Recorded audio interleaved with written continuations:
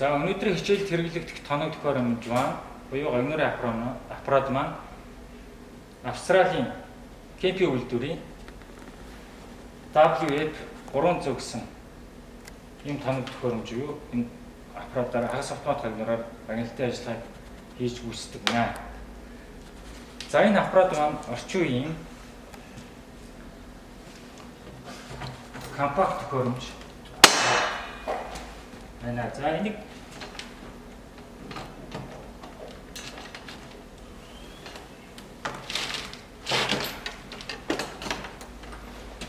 энэ болохоор хоёр хэсгээс бүтнэ. За үндсэн доотлын энэ хэсэг маань үндсэн тохиргоог өнөрийн маань аппарат.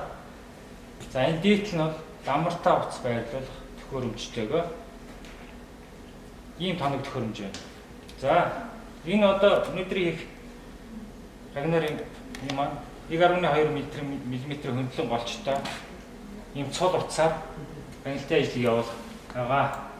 За энийг эхлээд энэ дамарт байрлуулж цэнгэлэхийн тулд аппаратаа цэнгэлэхийн тулд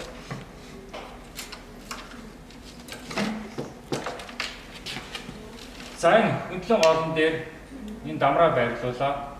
Энэ чиглүүлэгч юу?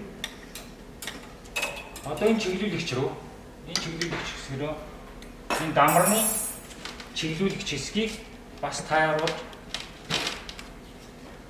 оруулах хэрэгтэй.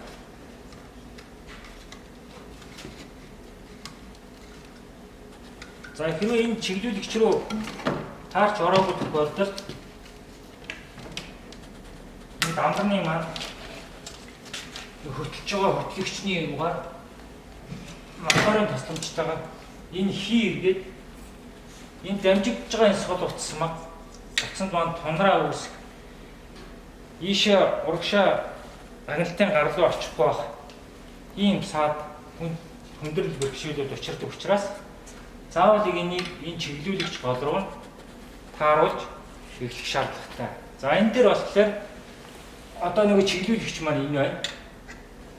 За энийгээс холбоотой за дамартаа уцаа хийгээд ингээд ийш нь сүвлөөд за энэ дарагчаар нь ингээд дарна. За дарагчаар нь дарчаад энд бол тодорхой хэмжээний ачаагаар үйлчлэл дарж байгаа учраас энд бол нэг томьёо одоодох шаардлага байхгүй. Яа тэгэхээр дадлага дээр энийг эзэмссэн байх хэрэгтэй. Ер нь хийж байгаа хугацаанд сурсан байх хэрэгтэй гэж зөвлөдөг. За энэ дээр бол ингээд энэ утсан дээр дараад өгөхлөөр чангач биш, суулч биш нэг хэмжээнд дарагдчих юм бол энэ бол одоо хэвийн хэмжээнд ажиллах нэ. Утас маань хэвийн хэмжээнд хөөгдөх нэ. Гагналбаар явагдах нэ гэж ойлгох хэрэгтэй. За аппаратны одоо гол үндсэн хэсэг байна. За энэ болохоор гараар механик тохиргоо хийж болно энэ дээр. За энэ бол ампер нь бөгөөд утасны хурдтайгаа цуг илэрхийлэгддэг. За энэ хэсгээр вольт буюу хүчтэл заадаг. За энэ хүчтэл бол нэг 10 мм зузаан тань дээр нэг 18 гарантай юм 19 орчим вольтын юутай. За нэг 100 гаруй амперийн гүйдлийн хүчээр утасны хурдтай зохицуулж байхад бол зохино. За технологийн хувьд бол үндсэн юундаа бол таарах хэрэгтэй. За энэ доотлын хэсэг нь бол за доотлын хэсэг маань за энд асах түлхүүртэй. За аслаа. Аналог дэлгэцтэй. За аналог дэлгэц. За энэ доороос дээдлэлт нь болохоор энэ одоо юуны маань зарцуулах утасны юу нэг ч хугацаанд. За энэ дээр бас ампер одоо ажиллаад ирэхээр ампер нь гарна. За энэ доотлолт нь хүчтэл гарч ийн. За хүчтэл нь 14.8 вольт. За энэ утасны хурдны юу тохируулсан. За энэ доотлолт болохоор энэ бас энэ дээр тохиргоо болохоос гадна. За энэ гэхээр одоо энэний ампер нь өөрчлөгдөнө. За энийг дагаад хурд өөрчлөгдөнө. За ингээд механик тохиргоо хийхээс гадна. За энэ доотлолт нь бас хүчтлийн хувьд бол бас хүчлийг өөрчилж болно. За багасгаа ихсгээд за ийм механик тохиргоо хийж болно. За энэ дээр мөн 2 такт, 4 такт за энэ утасны гар дээр очих өгөлтийн хэмжээг энийгээр тааруулж болно. За ингээд асаагаад явгууд чинь энэ дээр ногоон энэ индикатор дээр ногоон болж ивэл энэ 2 гэсэн таактан дээр тавилттай. Хэрвээ ингээд 4 дээр ногоос чинь бол 4 гэсэн таактан дээр тавилттай гэж ойлгож байна. За энийг өнөөдрийн хувьд ер нь 2 таактан дээр хагас автомат гагнаар хийгддэг. За энэ дээр бас маяг энэ дээр бас тохиргоо хийж болдог. За энэ дээр одоо юуны тохиргоо харчих. Бас муу гараар тохируулна. Биелэгцэн дээр бас тохиргоо хийгдэж байна. За энийг дараа энийг дарахлаар муу адилхан. За энэ тохиргооны товчнууд. За энэ гарч байгаа усан тул энэ холболтын кабелүүд. За энэ дээдлийн дамартаа уцыг хөрөмжийн холболтууд байхаас гадна. За энэ бол маасан дээр очино. За энэ баригчин дээр очино. За хагас автомат гагнууд дээр нэг анхаарах зүйл бол хамгийн гол энэ мас гэдэг. Масны энэ сажин буюу хавчигч. За энэ бол одоо ийм зориултын сайн байх хэрэгтэй. Ийм хавчигчтай. За ийм хавчигчгүйгээс зүгээр манайх зүгээр дээрээс нь тогсон, боосон юм уу эсвэл нэг хавчдаг хавчаар цахилгаан нэрээр хавчаар байснаас болоод энэ хагас автомат гагнуурын аппарат тохирдгоо тоо байдаг. За энэ аппарат тохирохгүй энэ аппарат болохгүй гэж яриад.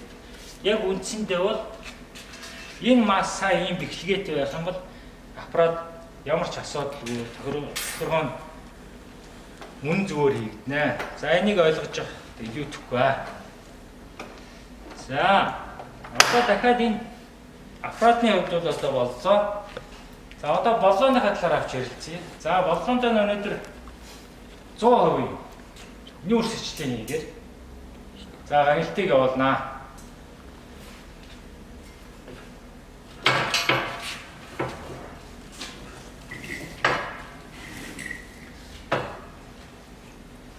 За 100% нүүрс хичээл хийгээд өнөөдөр гангалтыг явуулна. За редуктор. За энэ бол маш чухал. За редукторыг дотор нь болохоор ерөөсөө 2 англи.